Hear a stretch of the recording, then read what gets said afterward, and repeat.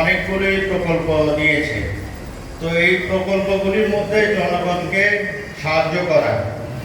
আমি উপজেলা চেয়ারম্যান হয়েছি, আমার বাবা কিন্তু এখানকার এমপি। তো একটু আগে যারা স্যাররা ঢাকা থেকে আসছেন ওনারা এটা জানে না, এই জন্য ওনাদেরকে বললাম।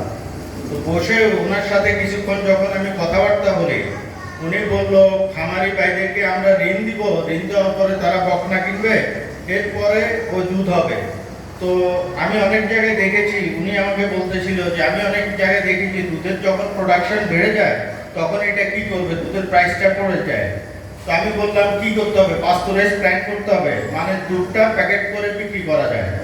তো আমি একটা চিন্তা ভাবনা করলাম। তো যাই হোক, আপনারা খামারি করেন, আমি উপজেলা চেয়ারম্যানের বিসুল্লায় আপনাদের সাথে পরিচয় হলেন। আমাদের ইউনো মহোদয় আছেন, কয়েকজনকে আমাকে হাত দিয়ে দেখাই দিল যে আপনারা যারা খামারি ওনারা কয়েকজন জাতীয় চ্যাম্পিয়ন হয়েছে, গোল্ড মেডেলিস্ট হয়েছে। এবং আমি আছি, আমার ভাইস চেয়ারম্যান আছে এবং আমার ইউনো মহোদয় আছে এবং এই রিলেটিভ আমার ইউনোর সাথে যারা কাজ করে সবাই আপনাদেরকে সাহায্য করব।